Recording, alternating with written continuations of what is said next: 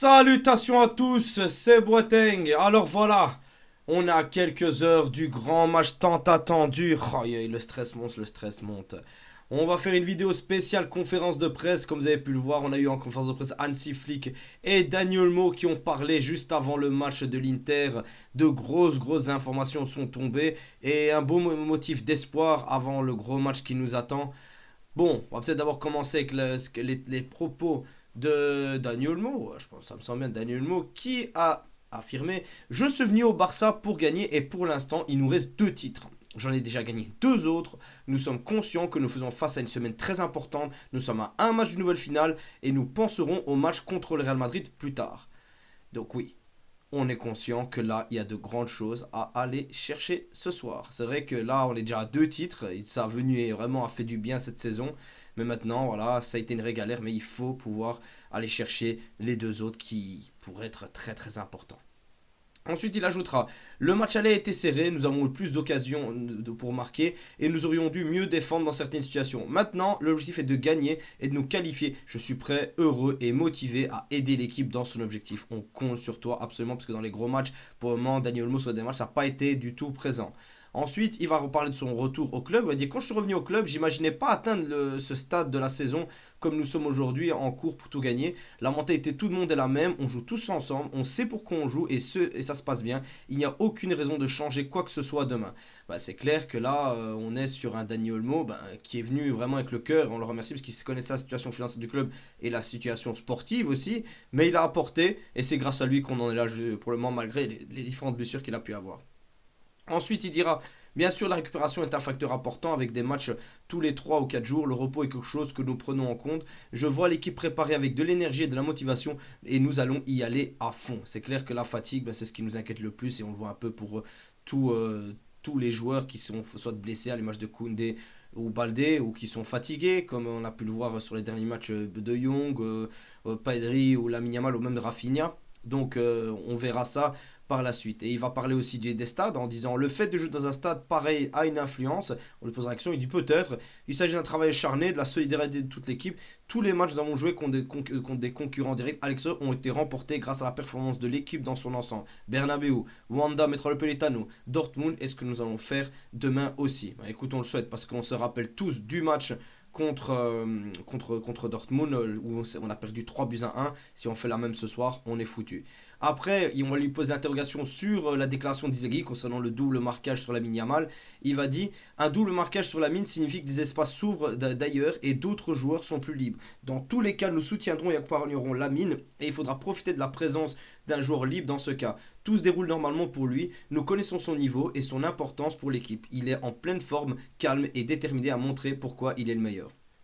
Très belle déclaration. C'est ce qu'on attend. Si Lamine Yamal est dans la difficulté, les autres joueurs doivent l'aider. Comme il a dit, ça va ouvrir énormément d'espace aux autres, à eux d'assumer et de nous réserver un gros match pour ce soir. Après, on va lui poser la question concernant l'enregistrement, où est sa décision d'être venu au Barça. Il va dire et il va déclarer: je n'ai jamais regretté ma décision de venir ici. J'ai toujours eu confiance dans le club. Il y a des choses administratives qui ne dépendent pas de moi ou de Pau Victor. Le fait que nous pouvons jouer est le plus important. Nous nous concentrons sur demain. Cela fait 6 ans que nous n'avons pas joué de demi-finale et 10 ans que le Barça n'a pas joué de demi-finale. C'est une grande opportunité pour le club. C'est clair qu'on remercie Daniel Olmo pour la confiance qu'il a eue envers le club. C'était pas une situation facile. Il aurait pu quitter le club, mais il est resté et là il est récompensé parce qu'il est en demi-finale de Ligue des Champions. Et on espère qu'il ira en finale cette année, sa première finale, et on espère qu'il prendra peut-être même sa première Ligue des Champions. Mais bon, là, on est encore toujours à l'Inter. On va opposer aussi l'intégration Saint-Sifli qui va dire: c'est la première année avec lui, il est proche de nous et il a un message clair pour tout le monde sur ce qu'il veut, son style, ses idées, sa façon de jouer au football. Jusqu'à présent, tout va bien, nous n'avons rien à changer, nous avons pleinement confiance en lui, au staff et au club. C'est clair que pour le moment, on n'a pas à se plaindre de Hansi Flick.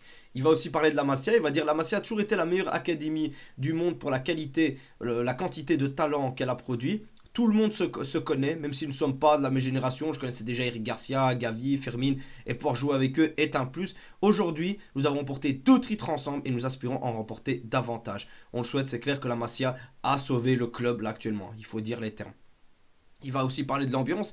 Il dira, il existe une très bonne ambiance dans le vestiaire. Les jeunes ne se préoccupent pas autant de la situation qu'ils le devraient. C'est un groupe sain, avec des gens formidables et de très bons jeunes. L'objectif commun est de gagner. Il conclura en disant, demain est l'occasion d'écrire à nouveau l'histoire avec ce club et c'est une motivation pour nous tous.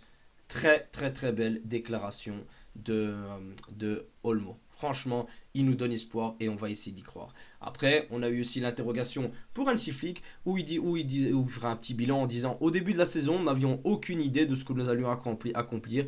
Nous avons remporté 2 titres et les semaines à venir sont cruciales. Je veux que mon équipe en soit consciente et en profite. Je veux que tout le monde voit notre belle performance et que tout le monde soit fier. Nous pouvons prendre du plaisir. Je suis très heureux. C'est formidable de pouvoir entraîner cette équipe. Et ça s'est vu sur le terrain et tu as fait un travail extraordinaire honnêtement. On lui a parlé aussi de l'approche tactique au match retour. Il dira nous avons tout analysé avec le staff technique. Nous devons mieux défendre. Il y aura peut-être des changements. C'est tout ce que je peux dire. Il garde le suspense. Il va aussi parler de Lewandowski en disant Lewandowski sera sur le banc. S'il est nécessaire, il viendra sur le terrain. C'est clair qu'on n'espère pas trop compter sur Lewandowski, mais ça peut être un réel atout pour le match contre l'Inter du Milan. Et on va aussi lui poser la question sur Lamine Yamal. Et il va dire Lamine est un génie de 17 ans, c'est incroyable. Mais pour moi, le plus important, c'est l'équipe. Je veux que les joueurs soient au meilleur de leur forme. Et c'est bien d'enlever de la pression sur Lamine Yamal, de vraiment dire c'est l'équipe qui compte. On ne doit pas compter que sur Lamine Yamal. C'est un collectif avant tout. D'ailleurs, on va lui poser la question au niveau du vestiaire. Et il va dire nous avons porté 2 titres cette saison. Chaque joueur progresse en disputant ce genre de match. Il n'y a pas besoin de mettre la pression. Il faut savourer la demi-finale et montrer à ses coéquipiers à quel point on est bon. Il ne faut pas abandonner. C'est clair que là, on compte sur une grosse équipe. Il faudra un gros mental parce que là, ça va être très compliqué contre l'Inter. Et au niveau de l'Inter, on lui demandera les joueurs individuels de l'Inter ce qu'il en pense. Il va me dire, je me concentre pas sur un joueur en particulier. Je me concentre toujours sur toute son équipe. Et là, c'est vrai qu'il doit analyser toute l'équipe d'Inter parce que c'est un réel collectif qui est très très fort.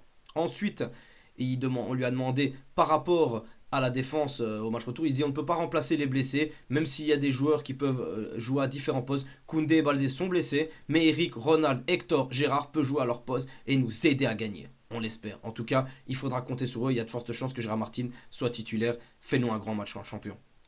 Il continuera pour l'Inter en disant mercredi dernier, ils ont saisi leurs occasions et c'était incroyable. Demain, nous devons nous travailler sur notre défense et la fermeture des espaces. Les joueurs doivent prendre du plaisir dans ce match. Je veux qu'ils jouent sans pression. Je vois une bonne dynamique, une cohésion entre les joueurs. Je pense que nous jouons très bien, mais nous devons le prouver.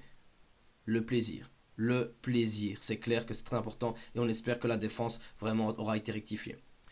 Il ajoutera, le football est très complexe et il faut prendre en compte de nombreux facteurs, les joueurs, le plan de jeu, les remplacements.